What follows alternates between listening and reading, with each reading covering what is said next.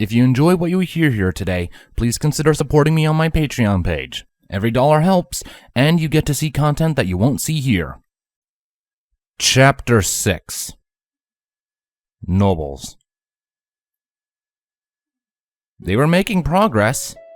Spike had, thus far, managed to correctly pronounce tree, cloud, sun, and awesome, although that last one was not one of the words Twilight was trying to get the little guy to pronounce. She puffed out a quick breath before reaching for another object. Alright, let's do one more, okay, Spike? Twilight pulled up a water bottle in her magic, letting it float lazily in the air in front of Spike's eager eyes. This is water, okay? Repeat after me. Water. Wabo, Spike tried, scrunching up his little face and then smacking his lips together. Twilight rolled her eyes at him in amusement. Despite the butchery he was committing upon the equestrian language, his self-awareness about it made it forgivable and, to be fair, rather adorable. No, Spike. Water. Try again. Wago. Spike tried again, tilting his head and then frowning. He rolled his tongue around in his mouth for a few seconds before speaking again. Walker. Twilight laughed again at that before shaking her head. That's closer, but you're still off, Spike. She then stole a look to her clock and sighed heavily. And I hate to break it to you, but we're out of time. I gotta get a move on. Class starts in 30 minutes. Class. Spike echoed before wilting slightly. He glanced over to the saddlebags with the gems in them. Food? Twilight giggled at the gibberish that she had learned to interpret as food from the tiny creature. Okay, Spike, give me a second. She turned and lifted 4 or 5 sizable gems from the saddlebags in her magic. She then set them down in front of Spike, who squealed in delight. Now don't shovel them down too fast now.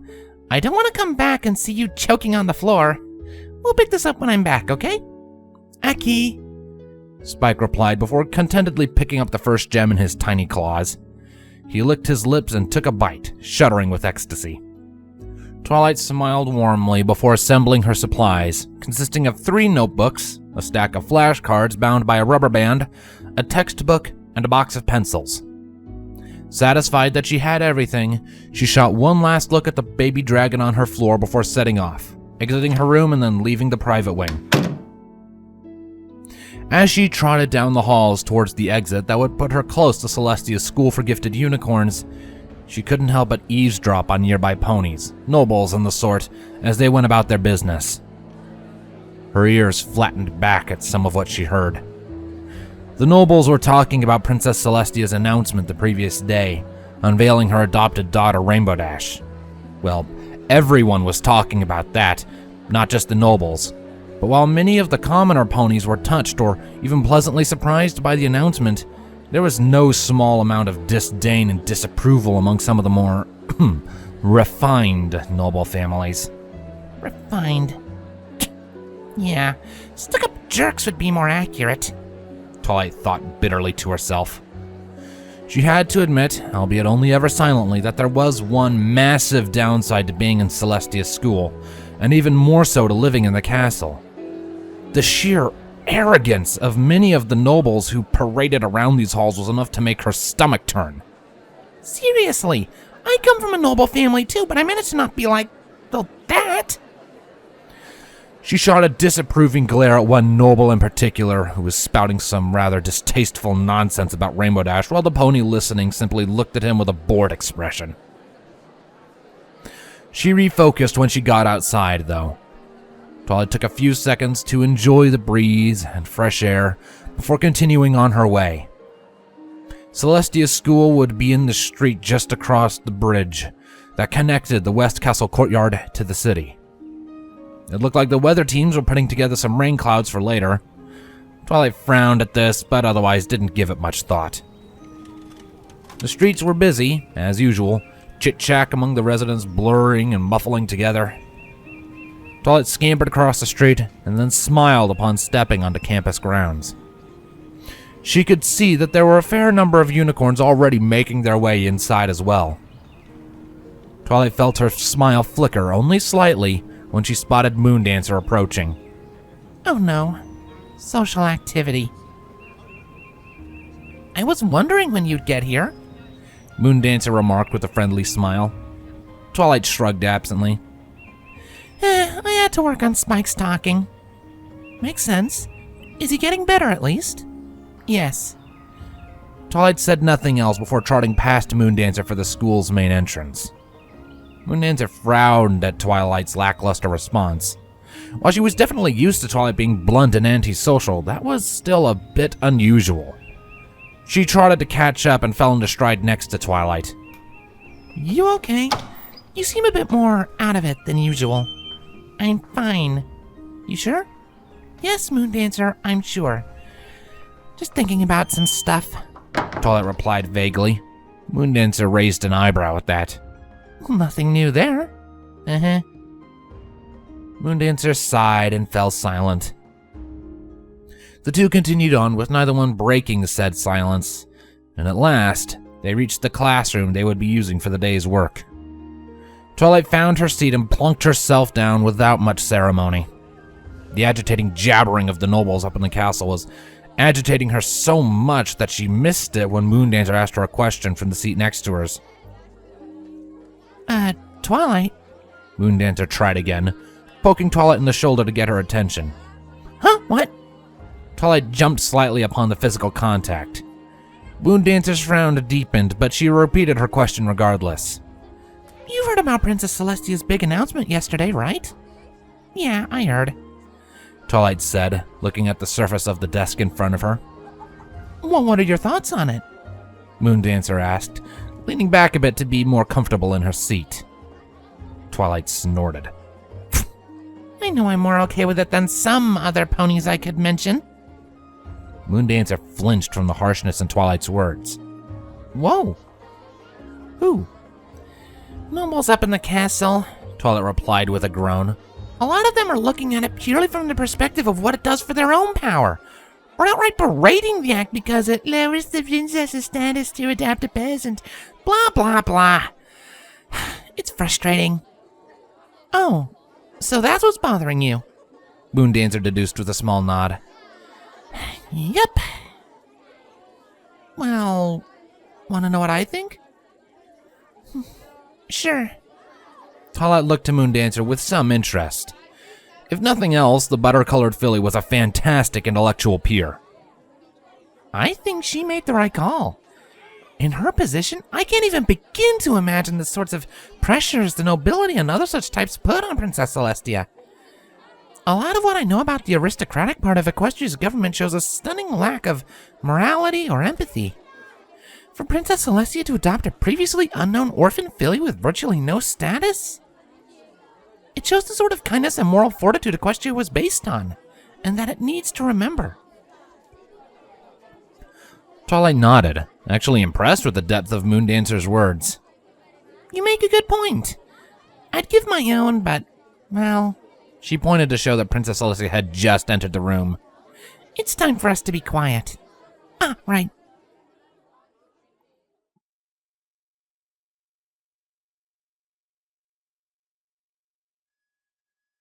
Rainbow Dash was bored. Supremely so. Twilight was off being taught by Princess Celestia down at that special school, meaning that the two ponies that Rainbow actually knew were not present. She still wasn't feeling very social either, so popping out to meet others wasn't exactly high on her list of priorities. It didn't help that she was still very unaware of the usual customs and standards of Kennerlot society. Supposedly, though, Celestia had arranged for Princess Cadence to come by and keep her company, and out of trouble should they exit the castle for whatever reason. So there was that. It would help if Cadence would show up, though. Rainbow Dash stared blankly at the wall, unmoving and unblinking. Maybe if I sit here long enough, I'll go insane and hallucinate the wall turning into a monster I could beat up. A knocking came to the door the moment later, jarring Rainbow from her trance. She approached slowly and put her ear to the door. Who is it? She asked, worried it might be the press. She wouldn't put it past them if some of them missed the notice to leave her be. Princess Cadence, I'm speaking to Rainbow Dash, right? Came the gentle voice on the other side. Rainbow sighed in relief and opened the door. Took you long enough, she said bluntly before flinching, remembering that she was in the presence of royalty, and she then flinched even more upon remembering that she was also royalty. Sorry about that. Kinda on edge. Hiya. Cadence chuckled good-naturedly. It's all right, Rainbow. Princess Celestia filled me in when she asked for my help. She knelt down slightly and ran a hoof over Dash's mane. Well, you really don't manage your appearance much, do you? No, not really. I'm usually too focused on my flying and exercise to think about keeping my mane neat, Rainbow replied, stepping back from Cadence's touch. Cadence took the hint and stood back up with an apologetic smile. Auntie Celestia did mention you were quite the athlete back in Cloudsdale. I haven't really been able to practice recently, though. Rainbow nodded before looking away. A lot's been happening, you know? Yeah, I heard. Cadence's smile softened somewhat. Well, tell you what. My guidelines are simply to keep you company and out of trouble until Celestia gets back. How about we head on down to the West Castle courtyard? You can practice your flying there, hopefully without any interruptions. Really? Dash asked, excitement entering her voice. Her wings gave a suitably excited buzz on her back. Really? Cadence smiled warmly. I'll make sure you aren't bothered. Sound good? That sounds awesome! Rainbow proclaimed enthusiastically, zipping into the air and cheering happily. Cadence giggled before reaching out to Rainbow with a hoof. Come on then, let's go. Rainbow was only all too happy to oblige.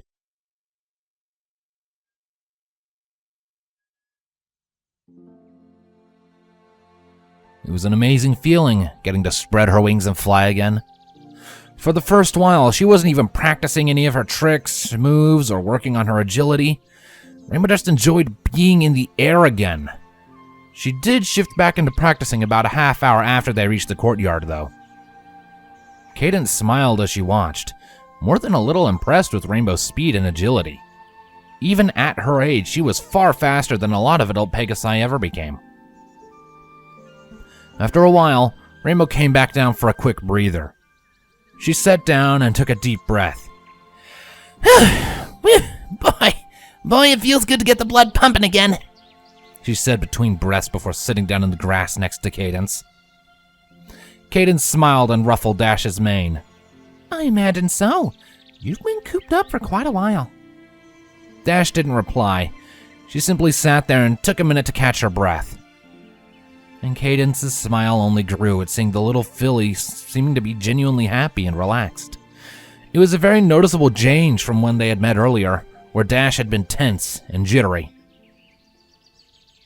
The mood was instantly shattered, however, when she heard the sound of the most pompous colt she knew clearing his throat. Cadence glanced over her shoulder and refrained from grimacing at the sight of Prince Blueblood, who stood only a head taller than Rainbow did at this point. The adolescent colt gave a respectful bow to Cadence. Princess Cadence. He then turned to look at Rainbow Dash, who looked at him over her shoulder curiously. And the newest addition to the royal family, Princess Rainbow Dash herself. Rainbow cringed at the use of her new title. Please don't call me princess. Just my name is fine.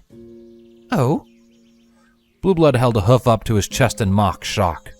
Truly? You must be aware of the power you now carry. Why would any pony want their status to be ignored? Well, because I didn't earn it. Rainbow said plainly before looking back to Cadence, who was repressing a scowl. Now, do you mind going away?